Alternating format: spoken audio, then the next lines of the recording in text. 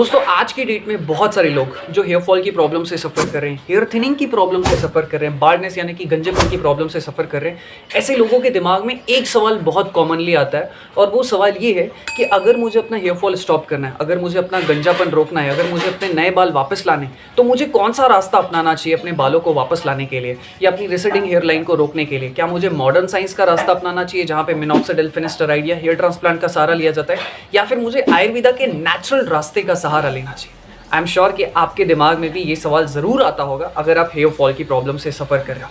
सो दोस्तों आज की इस वीडियो में मैं इसी टॉपिक पर जो हूँ बात करने वाला हूँ। हम दोनों ही टॉपिक पर बात करेंगे, मॉडर्न साइंस की भी बात करेंगे और आयुर्वेदा की भी बात करेंगे। हम दोनों ही टॉपिक में मैं आपको 4 चीज़ों के बारे में क्लियर करूँगा। मॉडर्न साइंस और आयुर्वेदा में हम बात करेंगे कि दोनों में क्या प्रोसीजर्स होती है, दोनों में कितना खर्चा आ सकता है, आपको कितना टाइम लगेगा ताकि आप अपने हेयर की ग्रोथ को फिर से देख सकें, एंड चौथा, इन दोनों में से साइड इफेक्ट्स किसके हैं, मॉडर्न साइंस के क्या साइड इफेक्ट्स है और आयुर्वेदा के क्या साइड इफेक्ट्स हो सकते हैं। तो कंप्लीटली मैं इस चीज़ को रिव्यू करूँगा। अगर आप हेयर फॉल की प्रॉब्लम से सफ़र करें या फिर अगर आप अपने बालों को लंबे समय तक स्वस्थ रखना चाहते हैं, गंजेपन से खुद को बचाना चाहते हैं, तो फिर इस वीडियो को ज़रूर देखिएगा, बिकॉज आपको जो चीज़ जानने को मिलेगी वो बहुत अच्छी है और इससे आपको बहुत फ़ायदा हो सकता है।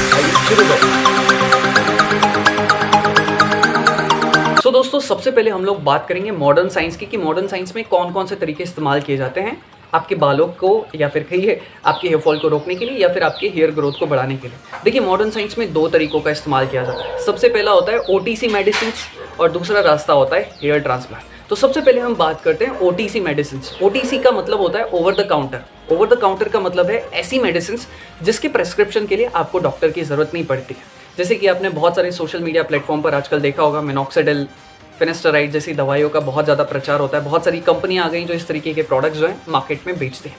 तो अगर आप स्टेज 1 से स्टेज 4 के बीच में हैं तो डॉक्टर आपको OTC मेडिसिन लेने की सलाह दे सकता है, जैसे कि मिनॉक्सिडिल, फिनेस्टराइड। ओके, अभी मिनॉक्सिडिल, फिनेस्टराइड आपकी बॉडी पर या आपके स्कैल्प पर किस तरीके से काम करता है वो मैं आपको बता देता हूँ। सो बेसिकली अभी तक मिनॉक्सिडिल या फिनेस्टराइड किस तरीके से काम करता है इसको लेकर कोई साइंटिफिक मैकेनिज्म अभी तक बताया नहीं गया या फिर ये 100% साइंटिफिकली प्रूव्ड नहीं हुआ है। लेकिन फिर भी जो इसके स्पेशलिस्ट हैं वो ये कहते हैं कि जो मिनॉक्सिडिल है या जो फिनेस्टराइड है ये हमारी जो ब्लड वेसल्स होती है उन्हें वैसोडिलेट कर देता है। मतलब जो ब्लड वेसल्स होती हैं जो आपकी स्कैल्प तक जा रही है उनको वैसोडिलेट कर देता है, यानी कि उनको चौड़ा कर देता है, जिसके कारण ब्लड का फ्लो ज़्यादा होता है एंड इससे आपका जो हेयर ग्रोथ है वो बढ़ता है, नए बाल आ भी सकते हैं। ऐसी भी पॉसिबिलिटीज़ बहुत सारे लोग कहते हैं। सो दोस्तों अब आपके दिमाग में भी एक सवाल आ रहा होगा कि क्या मिनॉक्सिडिल इस्तेमाल करने से सच में रिजल्ट आते हैं, क्या हेयर फॉल रुकता है? तो यहाँ पर मैं आपके सामने प्रस्तुत करने जा रहा हूँ एक सर्वे। इस सर्वे में ऐसे लोगों को शामिल किया गया जिन लोगों ने मिनॉक्सिडिल का इस्तेमाल किया था। तो उस सर्वे में जो आंकड़े सामने हैं, जो कंक्लूजन सामने है, वो मैं आपके सामने रखता हूँ।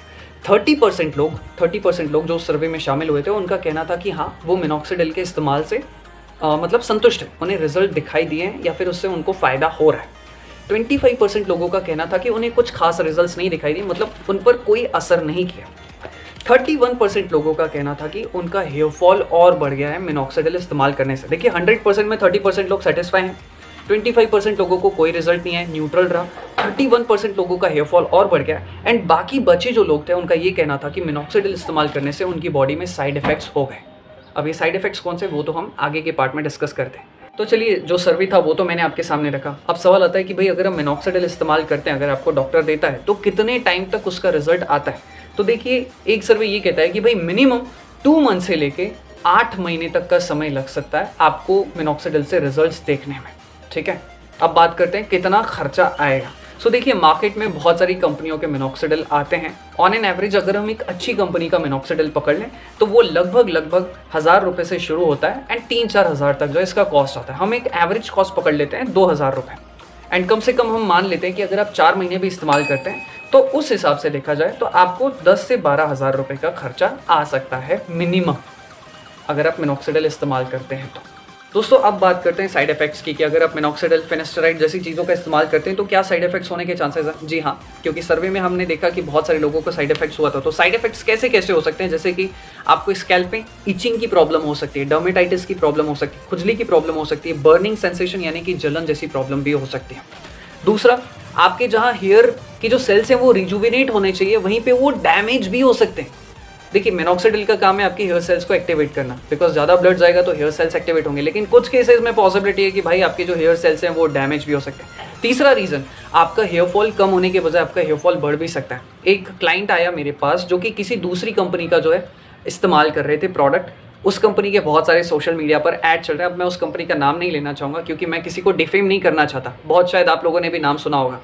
तो उसने कहा कि भाई उस कंपनी ने उसे मिनॉक्सिडिल का इस्तेमाल करने के लिए कहा, और जब से उसने मिनॉक्सिडिल इस्तेमाल करना शुरू किया उसका हेयर फॉल और तेज़ी से बढ़ने लग गया। तो भाई साइड इफ़ेक्ट्स होने के भी चांसेस हैं। अब अगर आप मुझसे पूछो कि क्या मिनॉक्सिडिल इस्तेमाल करना चाहिए, तो भाई मैं तो कहूँगा कि ना, क्योंकि आफ्टर ऑल मिनॉक्सिडिल एक केमिकल है और ये जो हमारी स्कैल्प होती है ना, ये बहुत ही सेंसिटिव होती है। तो हो सकता है कि आपको रिजल्ट आ जाए मिनॉक्सिडिल से, लेकिन मेरा ये मानना है कि भाई मिनॉक्सिडिल इस्तेमाल ना करें, क्योंकि अगर जिस चीज़ में श्योरिटी ही नहीं है कि भाई रिजल्ट आएंगे कि नहीं आएंगे, तो फिर उसका इस्तेमाल करके क्या फ़ायदा। फिर हम क्यों अपने बालों को दाव पर लगाएं। पता चला आपका हेयर फॉल उतना ज़्यादा नहीं था, मिनॉक्सिडिल लगा के वो और ज़्यादा बढ़ गया, तो आप अपने पैरों पर खुद कुल्हाड़ी मारें। So the better thing is कि आप दूसरा रास्ता चुनें। अब दोस्तों, जो दूसरा रास्ता मॉडर्न साइंस में इस्तेमाल किया जाता है वो होता है हेयर ट्रांसप्लांट, जिसके बारे में आप लोगों ने बहुत सारी वीडियोस कहीं ना कहीं कुछ देखा होगा। तो मैं आपको थोड़ा सा साइंस बता देता हूँ कि ये हेयर ट्रांसप्लांट होता कैसे। सबसे पहले भाई जो लोग स्टेज 5 में होते हैं, स्टेज 6 में होते हैं, मतलब जिनको बहुत एक्सेस हेयर फॉल हो गया होता है, या जिनके बाल्ड पैचेस दिखना शुरू हो जाते हैं अच्छे खासे, क्राउन एरिया दिखना शुरू हो जाता है, या जो लोग मेल पैटर्न बाल्डनेस से सफ़र कर रहे होते हैं या स्टेज 7 में होते हैं, उन्हें हेयर ट्रांसप्लांट का सहारा लेने को कहा जाता है डॉक्टर के द्वारा।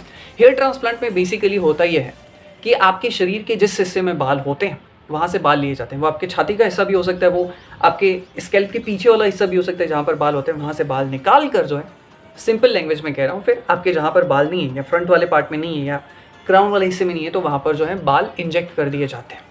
अब होता ये है कि इसमें जो है आपकी जो स्कैल्प होती है वहाँ पर ना एनेस्थीसिया का इंजेक्शन दे दिया जाता है ताकि आपको दर्द ना हो, एंड फिर उनके कुछ तीखे इक्विपमेंट्स होते हैं, उसके थ्रू जो है आपके बाल को इंजेक्ट किए जाते हैं, एंड फिर इस तरीके से जो है ये हेयर ट्रांसप्लांट किया जाता है।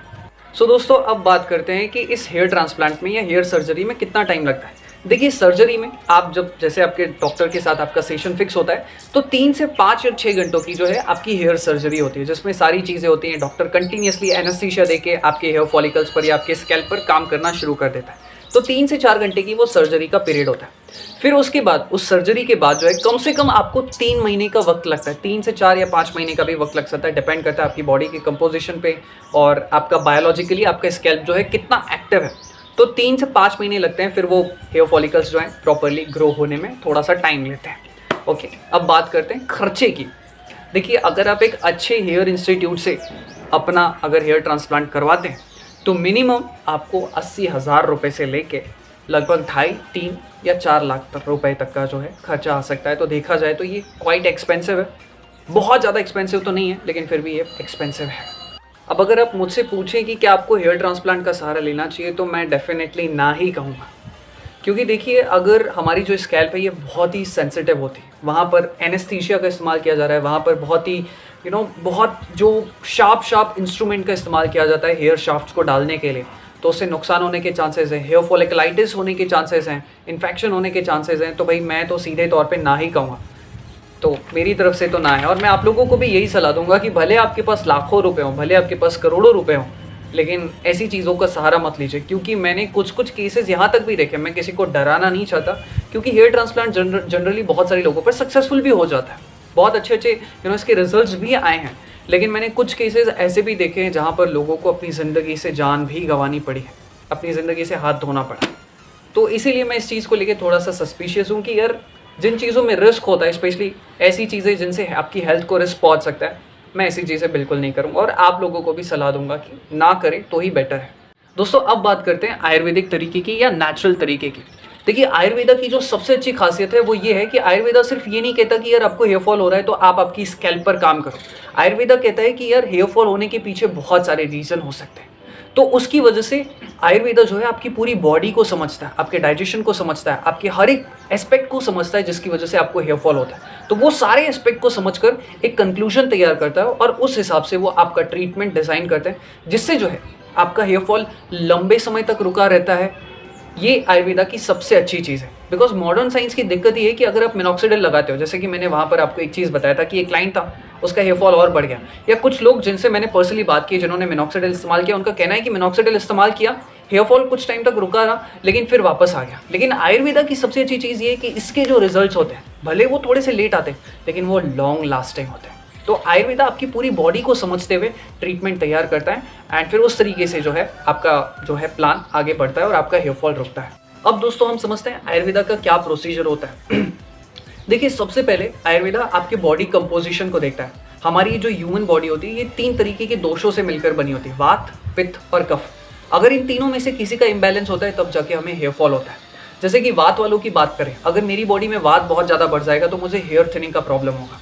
अगर मेरी बॉडी में पित्त बढ़ जाएगा तो मुझे हेयर फॉल का इशू होगा, या फिर मुझे PHG यानी कि प्री मेच्योर हेयर ग्रेइंग, बाल सफ़ेद होने का इशू हो सकता है। तो सबसे पहले आयुर्वेदा आपकी बॉडी की कंपोजिशन को डिटेक्ट करता है कि आपकी बॉडी का कंपोजिशन कैसा है। फिर उसके बाद आपका डाइट प्लान देखा जाता है कि आपकी डाइट सही है या नहीं है। आपके बालों को जिन एसेंशियल न्यूट्रिशन की ज़रूरत है जैसे कि iron, calcium, zinc, amino acids, omega, क्या ये आपकी डाइट में सही मात्रा में जा रहे हैं या नहीं जा रहे। अगर नहीं जा रहे हैं तो फिर उसके लिए कौन से नेचुरल हर्ब्स या नेचुरल सप्लीमेंट ऐड किया जा सकता है ताकि उस न्यूट्रिशनल डेफिशिएंसी को पूरा किया जा सके। इसी के साथ ही साथ आपका स्लीप पैटर्न देखा जाएगा कि आप सही तरीके से सो रहे हैं, नहीं सो रहे, अच्छी नींद ले रहे, नहीं ले रहे। आपका हार्मोनल बैलेंस चेक किया जाता है। तो आयुर्वेदा इन सारे ओवरऑल एस्पेक्ट को कवर करता है। फिर इस हिसाब से आपका डाइट प्लान तैयार होता है आपकी बॉडी की कंपोजिशन के हिसाब से।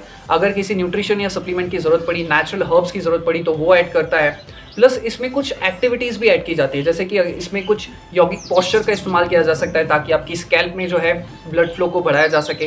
ब्लड का फ्लो बढ़ेगा तो हेयर फॉल रुकेगा, न्यू हेयर ग्रोथ पॉसिबिलिटीज़ है एंड बालायाम, ऐसी कुछ इंपॉर्टेंट चीज़ों का भी इस्तेमाल किया जाता है आयुर्वेदा में। एंड दोस्तों आयुर्वेदा के अकॉर्डिंग जो एक सबसे बड़ा रीज़न है हेयर फॉल होने का वो है न्यूट्रिशनल डेफिशिएंसी।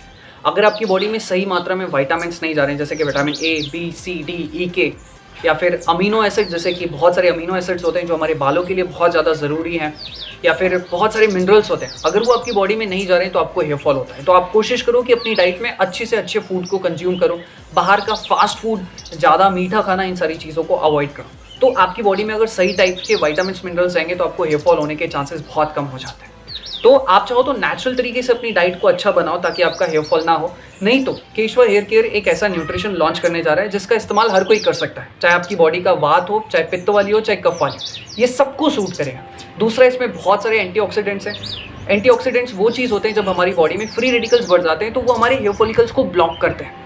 तो एंटीऑक्सीडेंट्स उन हेयर फॉलिकल्स को जो ब्लॉक कर रहे होते हैं, फ्री रेडिकल्स, उन्हें दूर कर देते हैं, आपकी बॉडी से बाहर निकाल देते हैं। तीसरा, इसमें बहुत सारे विटामिन्स और मिनरल्स हैं, लगभग सारे विटामिन्स मिनरल्स हैं जो आपके लिए बॉडी के लिए बहुत ज़्यादा ज़रूरी है। चौथा, इसमें DHT ब्लॉकर्स हैं जो आपकी बॉडी के जो टेस्टोस्टेरोन DHT में कन्वर्ट हो जाते हैं, ये उसे भी कम करने में मदद करते हैं। तो ये बहुत अच्छा न्यूट्रिशन है।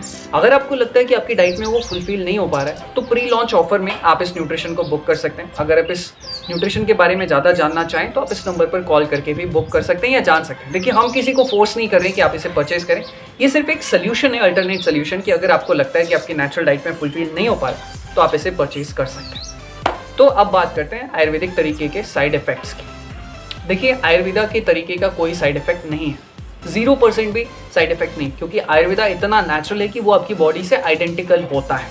बल्कि यहाँ पर ना सिर्फ आपका हेयर फॉल रुकता है, आपकी हेयर थिनिंग का प्रॉब्लम रुकता है, बल्कि आपकी ओवरऑल बॉडी को भी अच्छा कर देता है, आपके ओवरऑल रूटीन को भी अच्छा कर देता है। हाँ, एक साइड इफेक्ट्स मैं बोल सकता हूँ, अगर आपके अंदर पेशेंस नहीं है, अगर आपके अंदर डिसिप्लिन नहीं है तो आयुर्वेदा का तरीका आपके ऊपर बिल्कुल भी काम नहीं करेगा। आपको डिसिप्लिन रहना पड़ेगा। हाँ, थोड़ा बहुत ऊपर नीचे हो सकता है, उसमें कोई दिक्कत नहीं है। आपको डेडिकेशन के साथ वो सारी चीज़ें फॉलो करनी पड़ती है। आयुर्वेदा की डाइट को फॉलो करना पड़ेगा, सही टाइम पे न्यूट्रिशन लेना पड़ेगा, अपना सप्लीमेंटेशन लेना पड़ेगा, यौगिक पोस्चर अगर आपको बताए गए तो वो आपको करना पड़ेगा डेली बेसिस पे। अगर आप उनको फॉलो नहीं करेंगे तो फिर आपको रिजल्ट नहीं आएगा। और आयुर्वेदा की जो दूसरी सबसे अच्छी चीज़ है कि भाई इसके रिजल्ट लॉन्ग लास्टिंग होते हैं, लेकिन उसके लिए आपको जो है लॉन्ग लास्टिंग इसको फॉलो भी करना पड़ता है। बस इतना है कि इसको आपको लंबे समय तक फॉलो करना है, क्योंकि नेचुरल चीज़ें समय लेती हैं अपना जो है रिजल्ट दिखाने में। तो ये चीज़ है आयुर्वेदा का। एक ही साइड इफेक्ट है कि ये थोड़ा सा टाइम लगेगा, लेकिन आपको जो रिजल्ट आएंगे वो लॉन्ग लास्टिंग होंगे। तो आई होप कि आपको जो है सारी चीज़ें समझ में आ गई होगी कि कौन सा रास्ता बेस्ट है, आयुर्वेदा का रास्ता बेस्ट है या मॉडर्न साइंस का रास्ता बेस्ट है। देखिए, मैं ये नहीं कह रहा कि भाई मॉडर्न साइंस का रास्ता बेस्ट नहीं, वहाँ पे भी अच्छे रिजल्ट आते हैं, लेकिन ये समझिए कि 50-50 है। रिजल्ट आए तो अच्छी बात है, नहीं आए तो यार उसके साइड इफेक्ट्स भी हो सकते हैं। लेकिन आयुर्वेदा में ऐसा कुछ नहीं, लेकिन आयुर्वेदा में टाइम ज़रूर लगता है। तो मर्जी आपकी है। तो इसी के साथ इस वीडियो को समाप्त करता हूँ। आप अपना रास्ता चुन सकते हैं। अगर आयुर्वेदा का रास्ता आपने चुना है और अगर आप हमसे कंसल्ट करना चाहते हैं तो ये नंबर है। और हाँ, अगर आप उस न्यूट्रिशन को बुक करना चाहते हैं जो कि नेचुरल है, आयुर्वेदा बेस्ड है, तो आप उसके बारे में जान सकते हैं या उस ऑर्डर को बुक कर सकते हैं। 50% ऑफ में आप उसे बुक कर सकते हैं, बाकी मर्जी आपकी। इसी के साथ इस वीडियो को समाप्त करता हूँ। अगर आपके बालों से रिलेटेड कोई क्वेश्चन है तो आप हमें कमेंट बॉक्स में पूछ सकते हैं। हम कोशिश करेंगे कि आपको आपका जवाब 1 से 2 घंटे के अंदर ही मिल जाए या जल्द से जल्द मिल जाए। इसी के साथ इस वीडियो को समाप्त करता हूँ और मैं दिल से आपके स्वास्थ्य की कामना करता हूँ। Thank you so much, good bye, बहुत बहुत शुक्रिया। सब्सक्राइब ना किया तो करें।